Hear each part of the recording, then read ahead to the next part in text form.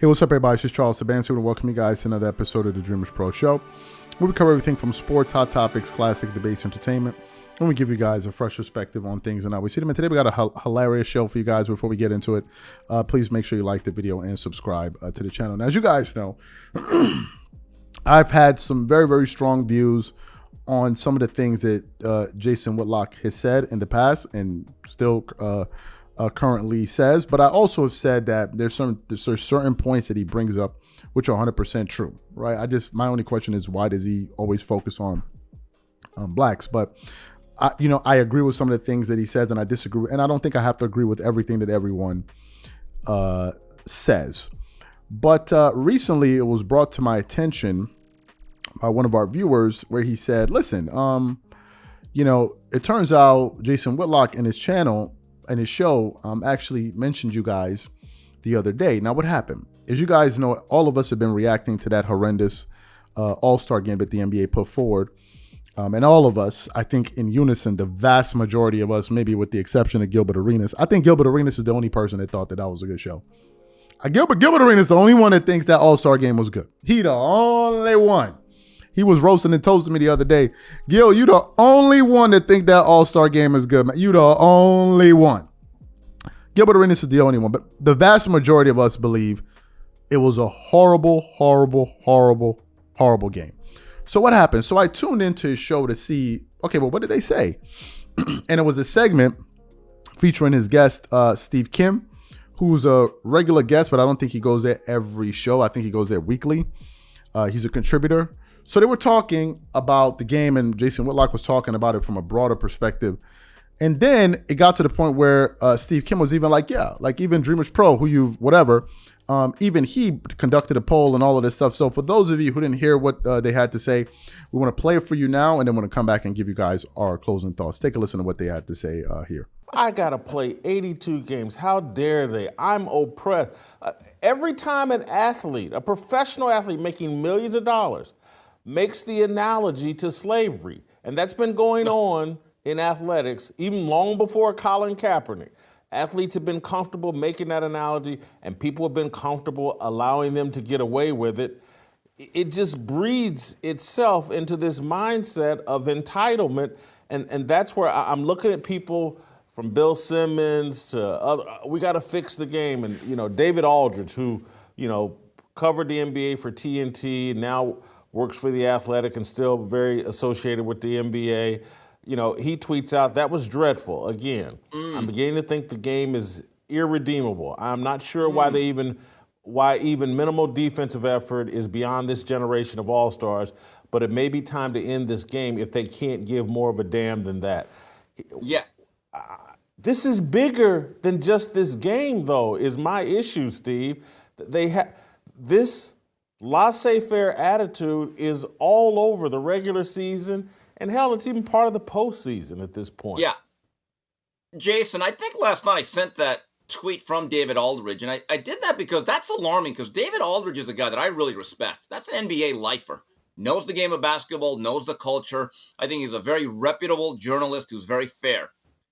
But when you lose a guy like him, and he's using the word irredeemable, because I've lost my interest in basketball. He makes his living in it. And I said, wait a minute, if you start to lose the David Aldridges of the world as a league, and Dreamerspro that you've referenced the last couple of weeks, Charles Shabransky, he was disgusted. Yeah. And he actually did a poll of, did you like that All-Star game? And I think like 90% of the people said it was a monstrosity. It was a joke. People hated it.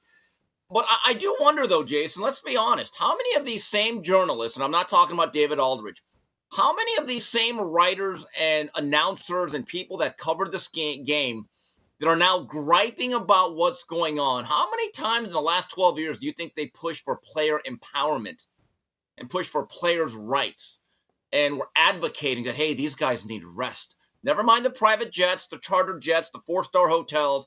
Never mind, they actually stayed at four-star hotels every single time, never had to carry a bag. How many of them were actually advocating and pushing for this for the past decade? Well, the chickens have come home to roost there, Whitlock. So you heard what they had to say. Listen, the points that they brought up I think, were serious points. There was a larger point, though, however, that Jason Whitlock was speaking to that I want to expand upon because I think this is at the heart of it. And I mentioned it in an earlier show that we produced today. I think it was featuring Kobe Bryant's comments or Rob Parker.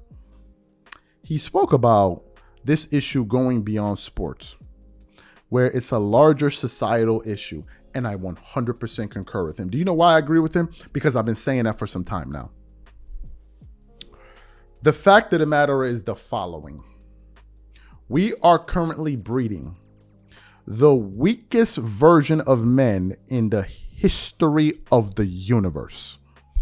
The modern day man that's being groomed, growing up, is becoming the weakest version of men ever.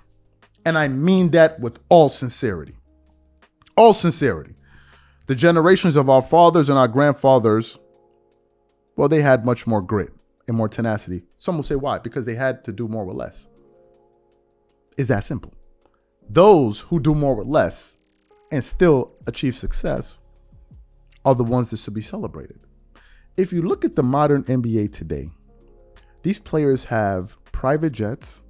They have private masseuses or whatever you want to call them, private medical staffs or whatever it is that travel with them, nutritionists, all of these different things, all of these amenities, great practice facilities, all of these things, logistics, everything.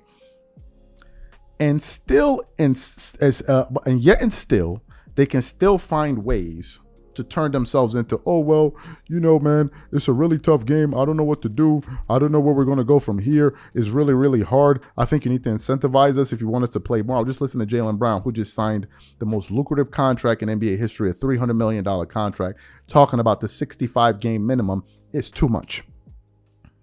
65 games is roughly 75% of the season. He's like, bro, I think that's too much. I think you're asking too much of me. You want me to go out there and play every single game? You mean you want me to earn every single game check? I think that's inhumane. So if you thought it was inhumane, why did you sign the contract? The reason you signed the contract was either because you believe, well, I'm worth it. This is something I want to address. I've heard a lot of players say this, and I'm listen. This is what women say. Oh, I'm worth it. Women say that. You don't have men walking around talking about, I'm worth it, and I deserve this, and I'm worth it. What is going on with you dudes? What's up with these new dudes? What is wrong with these dudes these days? And I blame the older dudes for the problem is we have too many older guys that are trying to be with the young boys. And they're trying to be cool like them, and nobody wants to be their age. I'm 36 years old. I don't want to be 25. I don't want to be 24. I want to be the age that I am. I don't want to be a young boy, nothing against them, but I like being my age. I'm happy being my age. There's nothing wrong with being your age. If you get a little white hair on your beard, ain't nothing wrong with that, bro. Absolutely nothing. The problem is we have these older dudes that are trying to be like these younger guys to relive their childhood, to quote Nas, to have their second child. And this is the problem. Because if the older men are not correcting the younger guys, then where are the men? Where are the men? Where are they?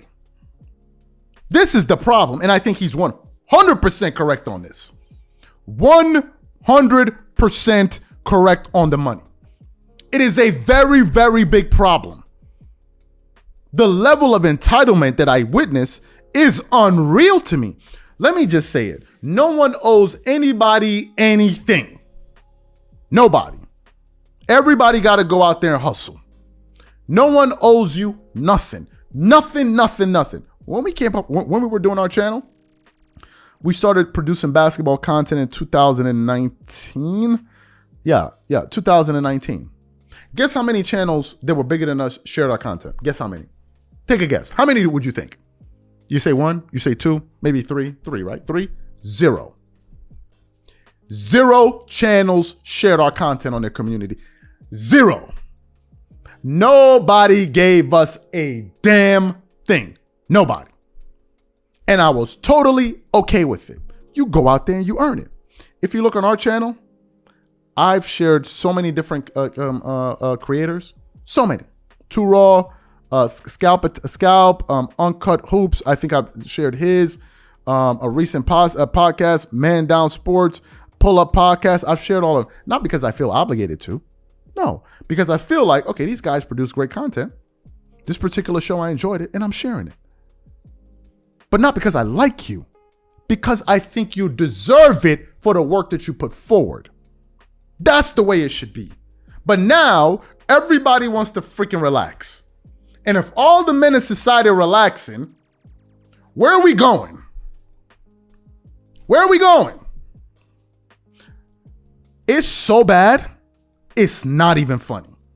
And I don't support the older dudes advocate. They're part of the problem. This is the problem.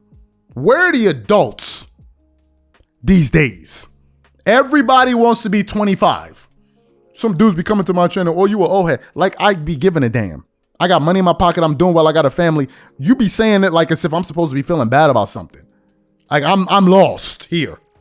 I feel great. I wake up every day feeling fantastic. You were old head, like I'm supposed to be jealous of you. You must be playing. You must go back to being young and broke and all. Man, please. These are my thoughts. Whatever you guys think, please leave your thoughts and comments in the comment section. We catch you guys on the next show. Peace.